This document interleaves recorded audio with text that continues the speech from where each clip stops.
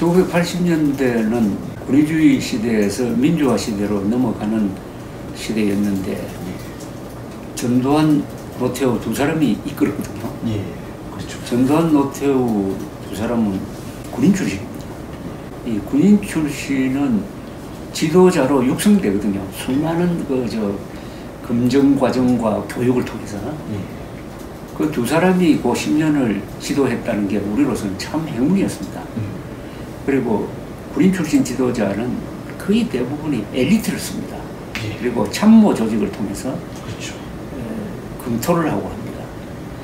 그런데 전두환 전 대통령이 돌아가신 날이 11월 13일인가 뭐 그런데 문재인 대통령이 조문은 그냥 좋아도 안 보냈거든.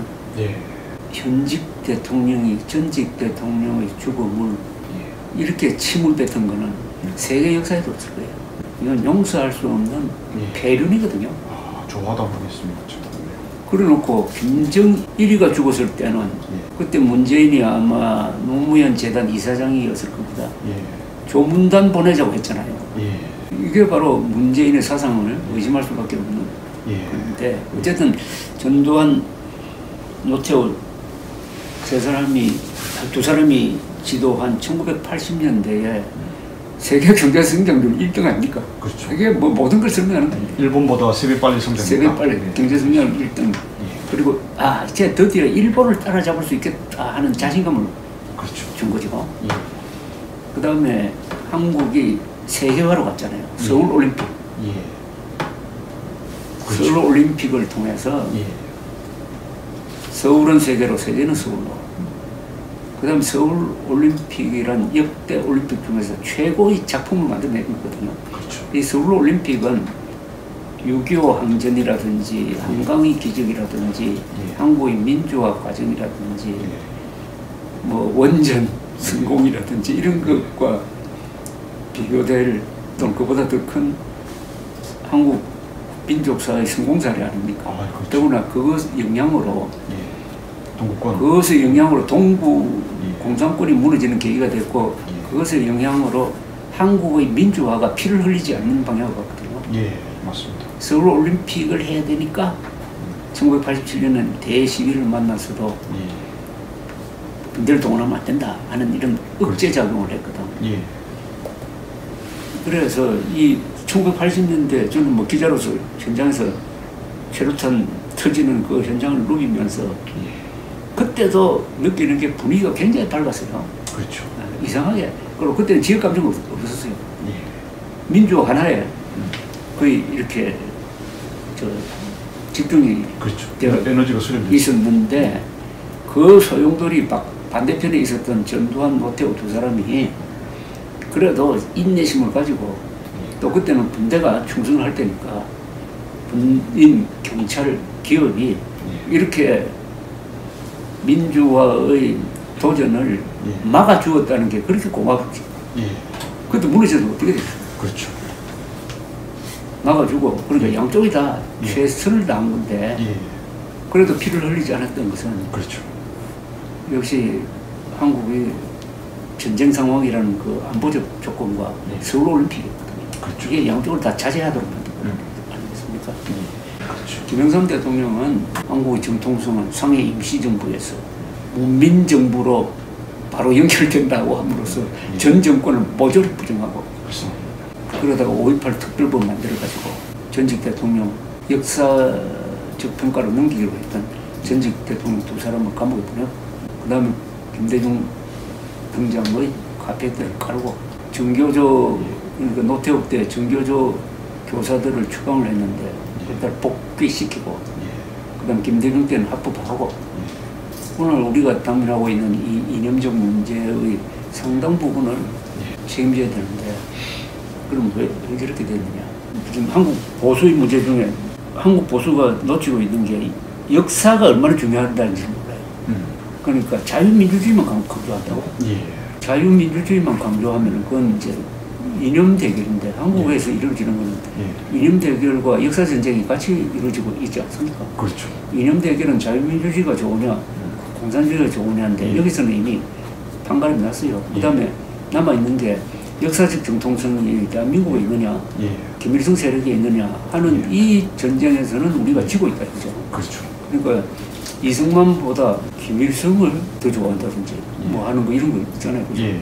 그러니까 김일성한테 이승만 세력이 밀리고 있는 거예요. 그러니까 저쪽은 이승만을 부정하면은 대한민국을 부정할 수 있다고 보거든요. 그렇죠. 그러니까 이승만 격화운동에 모든 걸 초점을 맞추는데 예. 한국에서는 김일성을 숭배하는 자들이 예. 집권 세력이 되어버렸으니까 역사전쟁에서 확실하게 진 거 아닙니까? 그렇죠. 근데 역사전쟁에서 지면은 결국은 체제전쟁에서 지는 쪽으로 간다고. 예. 역사관이 권력을 만들어내잖아요. 조지 오웰이 이야기했습니다. 과거를 지배하는 자가 미래를 지배한다. 예. 그런데 현재를 지배하는 자가 과거를 지배한다. 현재의 권력 가지고 과거의 역사관을 바꾸면은 예. 미래의 권력까지 잡을 수 있다는 거죠. 예. 그래서 저는 우리나라의 한반도의 기본 대결 구도를 이렇게 정리를 합니다. 남북한 대결은 민족사의 정통성과 삶의 양식을 놓고 다투는 타협이 절대로 불가능한 총체적 권력 투쟁이다.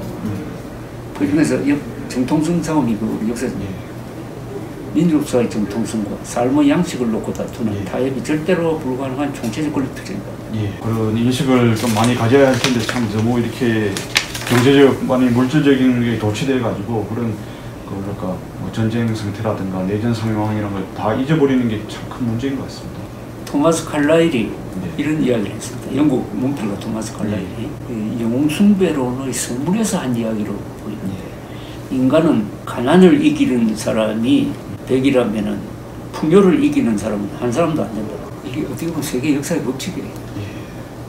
풍요가 오면은 다 나태해지고 이기주의적으로든 그러다가 전쟁을 부르고 전쟁이 오면은 가난이 생기고 가난이 생기면 또 사람들이 당돌을 하고 그러다가 다시 부자가 되고 부자가 되면 또 분열을 하고 해가 또 전쟁 부르고 하는 이런 전쟁평화의 순환론이